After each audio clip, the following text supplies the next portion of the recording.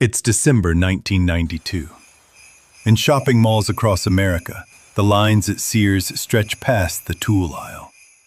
Kids press their faces against the glass at the candy counter. Somewhere in almost every house on the block, there's a Kenmore in the kitchen, a Craftsman in the garage, and a diehard under the hood. The machine is still humming. Most of the people in those lines will never imagine it could stop. But in 7 weeks, an announcement will come out of Chicago, and it will begin the slow death of the company that built modern America.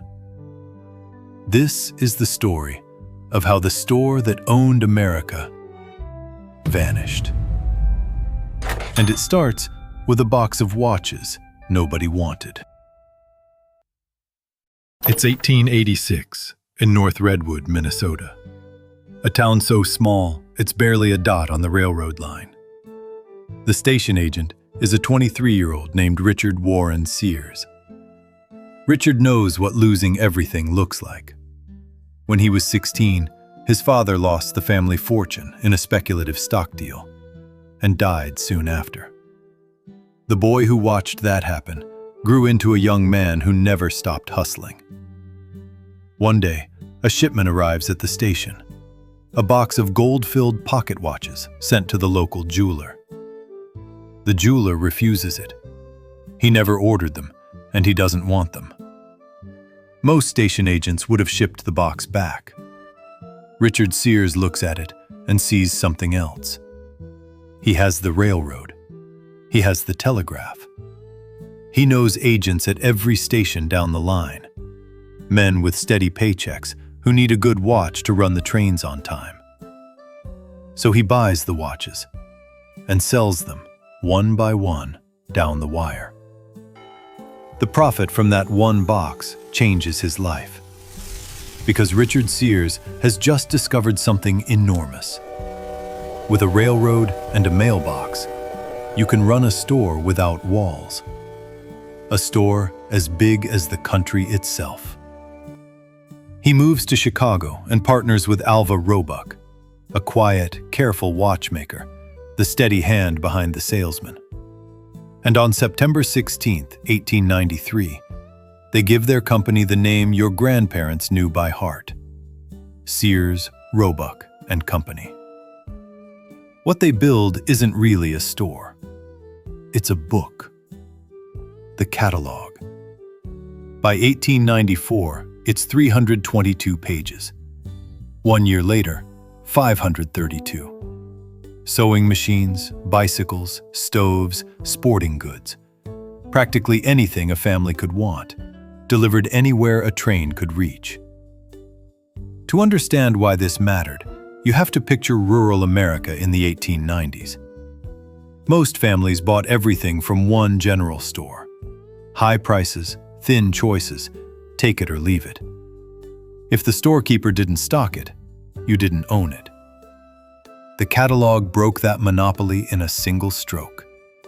Same goods as the big city. Same prices as Chicago. Delivered to a farmhouse at the end of a dirt road. For millions of American families, that book was the first fair deal they'd ever been offered. Farm families gave it a name of their own: the Wish Book. Sales pass $400,000 in 1893, about $12 million in today's money.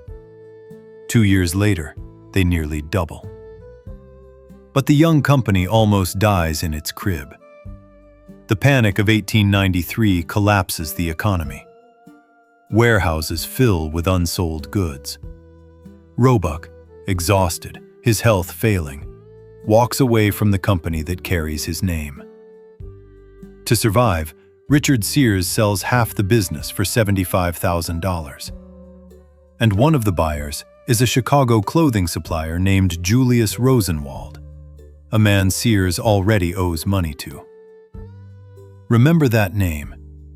He becomes the soul of this story. With Rosenwald running the machine behind the showman, the numbers turn staggering.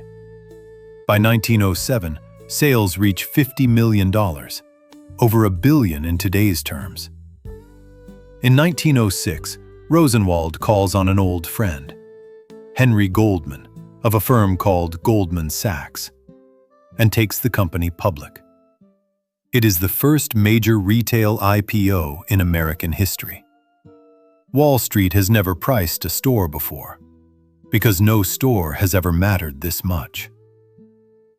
The catalog empire is no longer a business.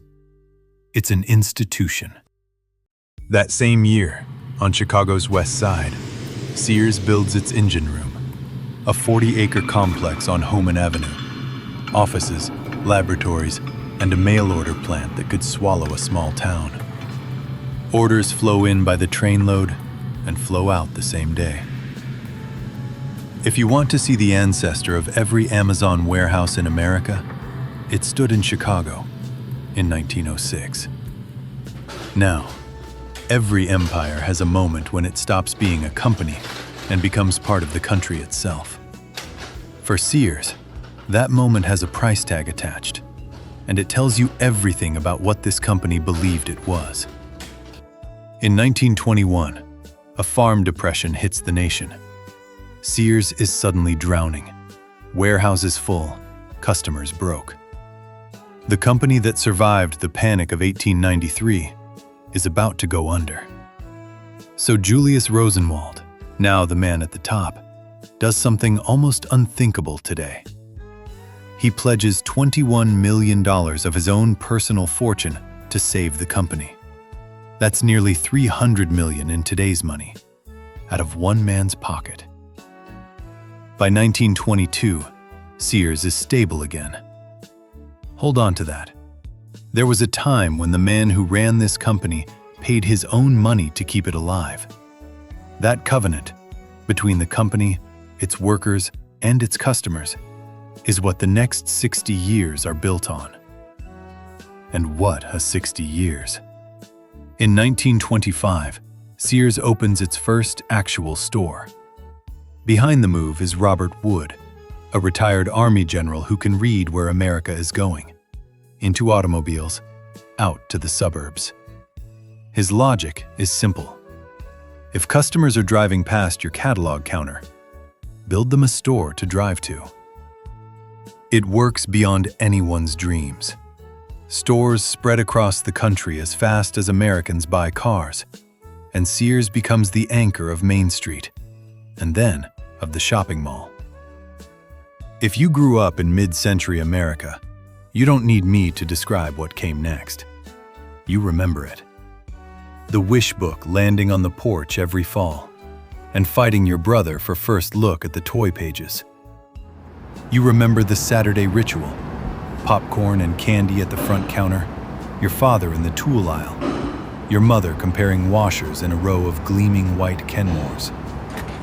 And the Craftsman wrench bought once, because the guarantee said forever, and Sears meant it. The numbers behind those memories are almost impossible to believe now. At its peak, Sears' sales equaled 1% of the entire American economy. One company, one store, 1 penny of every dollar. In any given 3-month stretch, 2 out of 3 Americans shopped at Sears. It employed 350,000 people, the largest retailer on earth. For millions of families, a job at Sears wasn't a job. It was a life. Wall Street believed it too. A share of the 1906 company had multiplied more than 1,200 times by 1972, when Sears' value hit $18 billion. And in 1973, the company poured that confidence into the sky. The Sears Tower, 110 stories over Chicago, the tallest building on the planet. A company so certain of forever, it built the world's tallest monument to itself. But while America was shopping at Sears, someone else was studying it. Down in Arkansas, a discounter named Walmart is growing in the small towns Sears' catalog once owned. And in 1989, quietly, without a single dramatic headline. Walmart passes Sears as America's largest retailer. Inside the tower, it's treated as a setback. It isn't. It's a verdict. And 4 years later, Sears responds with the most fateful decision in its history. Monday, January 25th, 1993. From Chicago, Sears announces it is shutting down the catalog. The Big Book. The thing that was Sears before Sears was stores. After more than a century in American homes, gone. The catalog division closed. Hundreds of catalog outlets across the country closed with it. And in 1,000 small towns, the counter where the wish book arrived goes dark for good. On paper, the decision is defensible. The catalog division is losing money. Analysts nod. The press calls it overdue. Executives call it discipline. But nobody in that room understands what they're actually holding. So let me tell you what the catalog really was. It was a system that could put almost any product on earth in front of any family in America, without a store. A national warehouse network. A delivery operation reaching every address in the country. And 100 years of something money can't buy. Americans trusted buying things they couldn't touch, from a company they'd never visited. A catalog. A warehouse network. Trust at a distance. Listen to that list again. That is the exact machine e-commerce would soon be built on, assembled decades before the internet, sitting in one company's hands. Sears shut it down in January 1993. The following year, in a garage near Seattle, a young hedge fund analyst named Jeff Bezos founded a company called Amazon. 18 months. That's the distance between Sears dismantling the machine and the machine being reinvented by someone else on a new railroad called the Internet. Sears had spent a century building Amazon. It just never lived to run it. Now, it's easy to laugh at this from the future. And honesty requires saying, in 1993, almost nobody saw it. The Internet barely existed. The catalog was losing money. The decision made perfect sense to smart people looking at the numbers in front of them. But that's exactly what makes this story frightening instead of funny. The fatal decisions never feel fatal. They feel like discipline. They arrive in spreadsheets, not sirens. Through the 1990s, Sears drifts. New slogans, new store formats, new campaigns selling the softer side of a harder business. None of it changes the direction, because none of it answers the only question that matters. What is Sears for in an America that has Walmart? In 1999, after 75 years, Sears is removed from the Dow Jones Industrial Average. The market's way of saying, you no longer define America. Then comes the era that finishes the story. A hedge fund manager named Eddie Lampert takes control of Kmart, itself just out of its own bankruptcy. And in March 2005, he merges it with Sears. Two wounded giants lashed together and told to run. Wall Street calls it bold. What it becomes is something no one at that Christmas rush in 1992 could have imagined. 2 years into the merger, the Washington Post publishes a description of the new Sears that will follow it to the grave.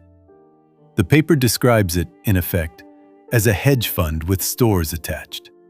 Money flowing not into the stores, but into financial investments.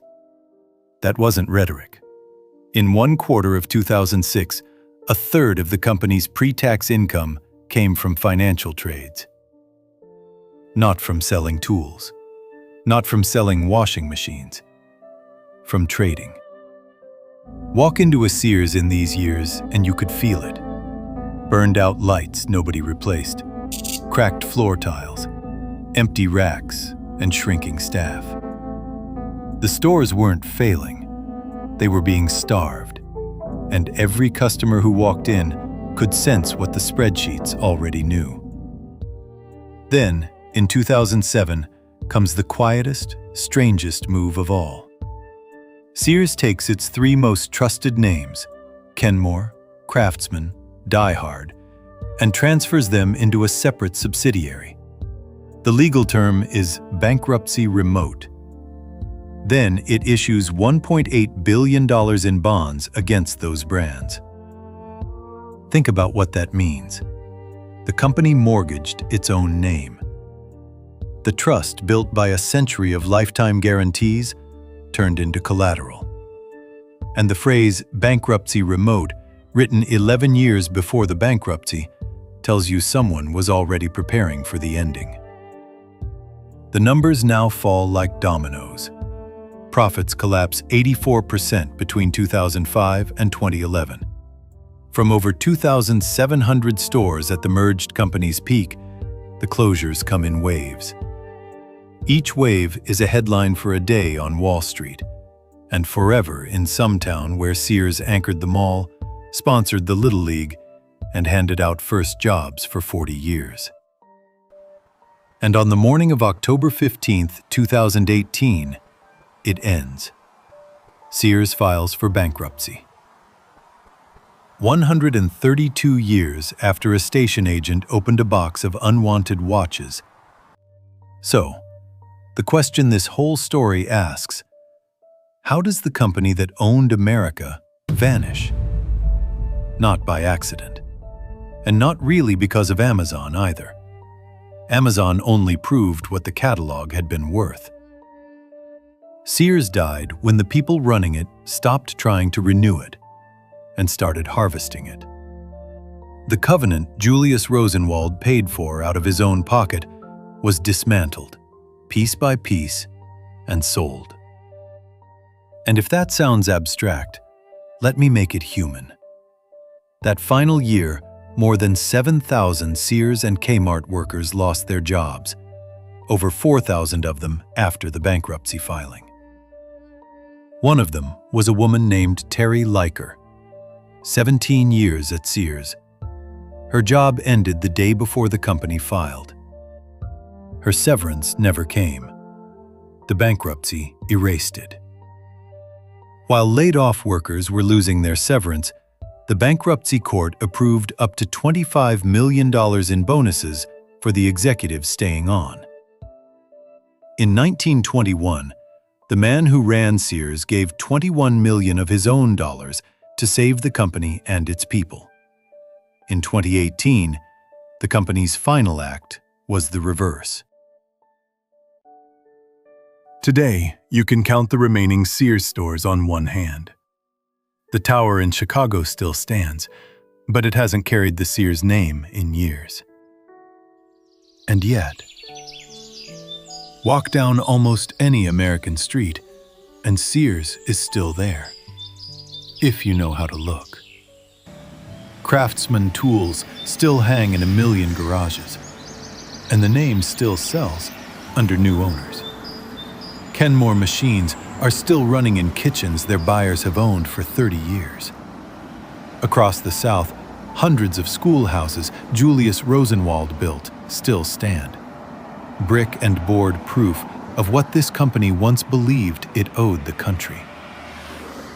And every time a package lands on your porch from a company you've never visited, sold by a store with no walls, that's Sears's real monument.